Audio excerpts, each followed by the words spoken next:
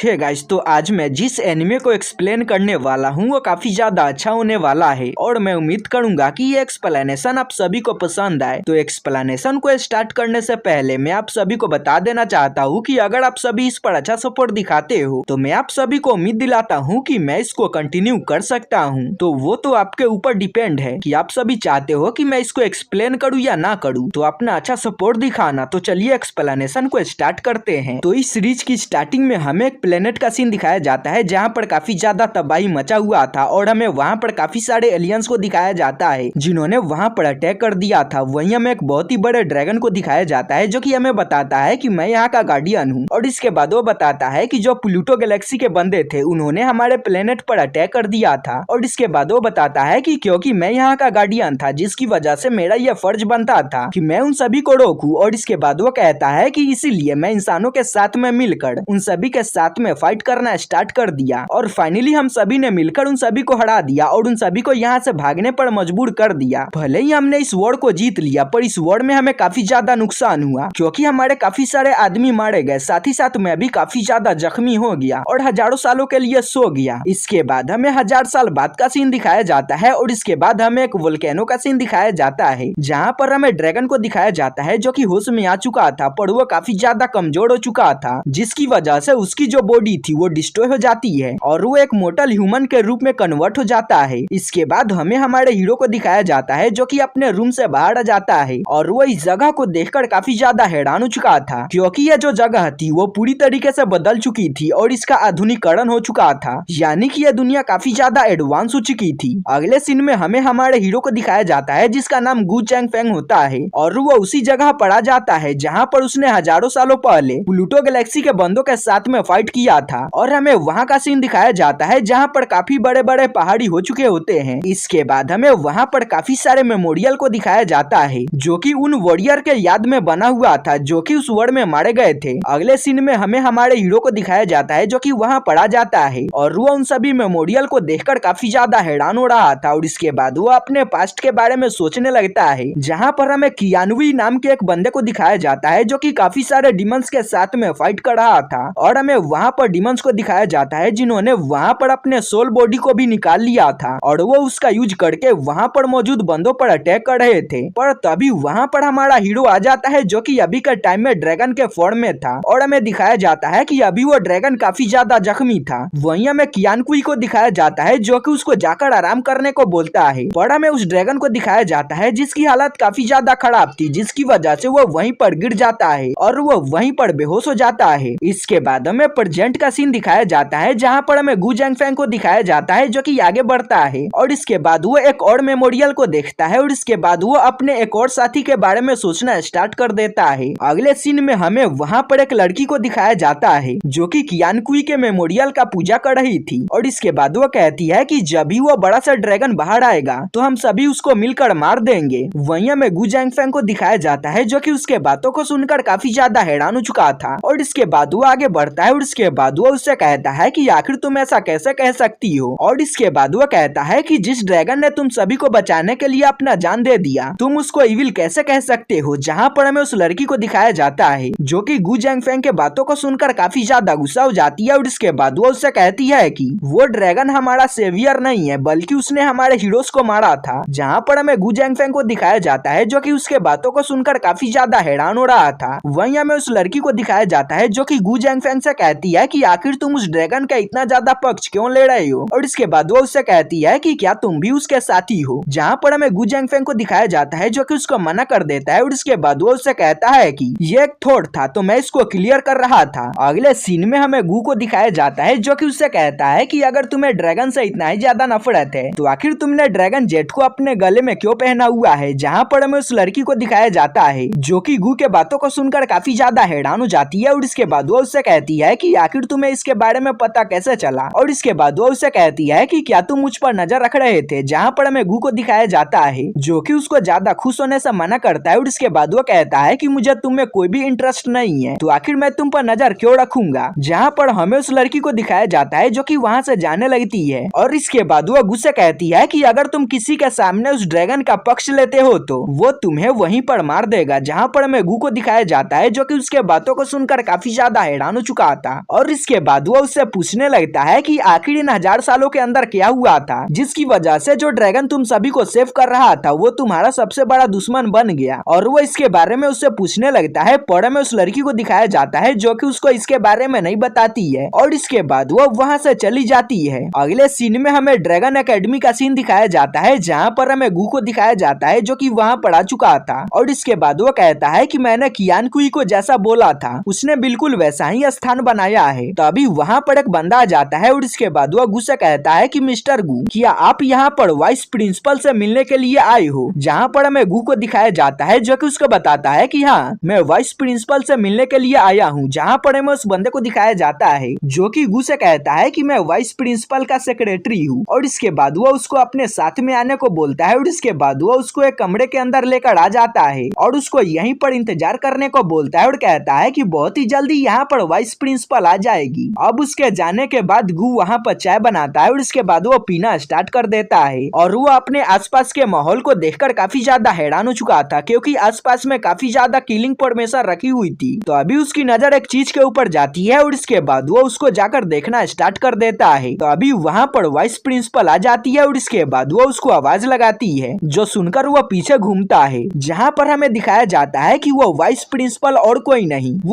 नहीं बल्कि वही लड़की होती है जिसके साथ में गू फाइट कर रहा था। वहीं हमें उस लड़की को दिखाया जाता है जो कि इसकी वजह से काफी ज्यादा हैरान हो जाती है और इसके बाद वो गू से कहती है कि आखिर तुम यहाँ पर क्या कर रहे हो। वहीं हमें गू को दिखाया जाता है जो कि आगे बढ़ता है और इसके बाद वो उससे कहता है कि तुम्हारे जो ग्रैंडफादर हैं उन्होंने मुझे यहाँ पर रिकमेंड किया है। जहाँ पर हमें उस लड़की को दिखाया जाता है जो कि उससे कहती है कि क्या तुम्हारे पास में ट्विटर का प्रमाण पत्र है। पर हमें गू को दिखाया जाता है जो कि उसको बताता है कि नहीं, मेरे पास में ट्विटर का प्रमाण पत्र नहीं है। जहाँ पर हमें उस लड़की को दिखाया जाता है जो कि उससे कहती है कि अगर तुम्हारे पास में ट्विटर का प्रमाण पत्र नहीं है तो तुम यहाँ से जा सकते हो, क्योंकि अगर तुम्हारे पास में प्रमाण पत्र नहीं होगा तो तुम्हें यहाँ पर नौकरी नहीं मिलेगी। जहाँ पर हमें गू को दिखाया जाता है जो कि उससे कहता है कि अगर तुम मुझे यहाँ पर ज्वाइन कराती हो तो इसकी वजह से तुम सभी को ही काफी ज्यादा फायदा होगा। पर हमें उस लड़की को दिखाया जाता है जो कि उसके बातों को मानने के लिए तैयार नहीं होती है। इसके बाद वो अपने पास से रिकमेंडेशन लेटर को निकाल लेता है और इसके बाद वो उसको दिखाने लगता है, पर वो अभी भी उसके बातों को मानने के लिए तैयार नहीं होती है। इस पर गू कहता है कि चलो मैं तुमको प्रूफ करता हूँ और इसके बाद वो उससे कहता है कि क्या तुम्हारा यहाँ पर काफी ज्यादा एनिमी है जिसकी वजह से तुमने यहाँ पर काफी सारे किलिंग फॉर्मेशन को लगाकर रखा है। जहाँ पर हमें उस लड़की को दिखाया जाता है जो कि उसके बातों को सुनकर काफी ज्यादा हैरान हो जाती है। वहीं हमें गू को दिखाया जाता है जो कि उससे कहता है कि यहाँ पर काफी ज्यादा किलिंग फॉर्मेशन है, पर यहाँ पर जो ड्रैगन की पेंटिंग है वो उन सभी को सप्रेस करके रख रही है जिसकी वजह से यहाँ पर किसी को भी कुछ भी नहीं होता। और इसके बाद वो उससे कहता है कि यह जो पेंटिंग है वो अधूरी है जिसकी वजह से काफी सारे फॉर्मेशन इसके कंट्रोल के अंदर नहीं है। पर हमें उस लड़की को दिखाया जाता है जिसको गू के बातों के ऊपर यकीन नहीं हो रहा था। वहीं हमें गू को दिखाया जाता है जो कि उससे कहता है कि ठीक है, अगर तुम्हें मेरे बातों पर यकीन नहीं है तो मैं इसको प्रूफ कर देता हूँ। और इसके बाद वो अपने ब्लड को निकाल लेता है और इसके बाद वो उसका यूज करके ड्रैगन की आंख को बना देता है। जहाँ पर हमें उस लड़की को दिखाया जाता है जो कि उसके इस बिहेवियर की वजह से उस पर काफी ज्यादा गुस्सा हो जाती है। पर तभी अचानक से वो जो पेंटिंग होती है वो एक्टिवेट हो जाती है और हमें उन दोनों को दिखाया जाता है जो कि दूसरे जगह पर आ चुके थे जहाँ पर काफी ज्यादा पानी था और हमें वहाँ पर पेंटिंग को दिखाया जाता है जिसके अंदर से काफी ज्यादा पावर निकल रही थी। तभी अचानक से वहाँ पर एक फॉर्मेशन बन जाती है जिसकी वजह से उस फॉर्मेशन के अंदर से एक बहुत ही बड़ा ड्रैगन निकलता है और इसके बाद वो वहाँ पर अपने पावर को रिलीज करना स्टार्ट कर देता है। अगले सीन में हमें उस लड़की को दिखाया जाता है जो कि इसकी वजह से काफी ज्यादा हैरान हो चुकी थी। वहीं हमें गू को दिखाया जाता है जो कि उससे पूछता है कि क्या तुम्हें मुझ पर भरोसा हो गया कि मैं काफी ज्यादा क्वालिफाइड टीचर हूँ और अगर तुम मुझे यहाँ पर रिक्रूट करती हो तो इसकी वजह से तुम्हें काफी ज्यादा फायदा होगा। जहाँ पर हमें उस लड़की को दिखाया जाता है जो कि उससे कहती है कि तुम्हारी पावर काफी ज्यादा है, साथ ही तुम्हारी नॉलेज भी काफी ज्यादा है, पर मैं इसमें ज्यादा कुछ नहीं कर सकती हूँ। और इसके बाद वो उसको अपने साथ में लेकर किसी बंदे के पास में आ जाती है और इसके बाद वो उससे कहती है कि यह जो बंदा है उसको मिस्टर गू ने यहाँ पर रिकमेंड किया है। जहाँ पर हमें उस बंदे को दिखाया जाता है जो कि इसकी वजह से काफी ज्यादा हैरान हो जाता है और इसके बाद वो नीचे आ जाता है और इसके बाद वो उससे पूछता है कि क्या सच में इसको मिस्टर गू ने रिकमेंड किया है। जहाँ पर हमें उस लड़की को दिखाया जाता है जो कि उसको बताती है कि हाँ, इसको मिस्टर गू ने यहाँ पर रिकमेंड किया है। जो सुनकर तो वो बंदा काफी ज्यादा हैरान हो जाता है। पर इसके बाद वो उससे पूछता है कि क्या तुम्हारे पास में टीचर का प्रमाण पत्र है। पर हमें गू को दिखाया जाता है जो कि उसको बताता है कि नहीं, मेरे पास में कोई भी प्रमाण पत्र नहीं है। जहाँ पर हमें उस बंदे को दिखाया जाता है जिसका नाम मिस्टर जी होता है और वो इसकी वजह से काफी ज्यादा हैरान हो जाता है और इसके बाद वो कहता है कि अगर तुम्हारे पास में प्रमाण पत्र नहीं है तो तुम यहाँ के टीचर नहीं बन सकते हो और वो गू को इसके लिए मना करने लगता है। जहाँ पर हमें उस लड़की को दिखाया जाता है जिसका नाम ये चैन होता है और वो उससे कहती है कि यह बंदा काफी ज्यादा टैलेंटेड है, साथ ही साथ इसकी नॉलेज भी काफी ज्यादा है और क्या हुआ अगर इसके पास में प्रमाण पत्र नहीं है, पर हमारे पास में एक और रास्ता है जिसकी वजह से यह यहाँ का टीचर बन सकता है। जहाँ पर हमें उस बंदे को दिखाया जाता है जो कि कहता है कि अगर वाइस प्रिंसिपल ऐसा ही चाहती है तो आखिर मैं क्या कर सकता हूँ। और इसके बाद वो गू को अपने साथ में लेकर किसी जगह पर आ जाते हैं और इसके बाद वो गू को बताते हैं कि अगर तुम यहाँ पर मौजूद टेस्ट को पास कर लेते हो तो तुम यहाँ के टीचर बन जाओगे जो कि पूरे 3 महीने का होगा और अगर तुम यहाँ पर अच्छे काम करते हो तो तुमको यहाँ का परमानेंट टीचर बना दिया जाएगा। जहाँ पर हमें गू को दिखाया जाता है जो कि उससे यहाँ के टेस्ट के बारे में पूछता है। जहाँ पर हमें उस बंदे को दिखाया जाता है जो कि बताता है कि तुमको यहाँ पर 10 गोल्डन लेवल के बंदों के साथ में फाइट करना होगा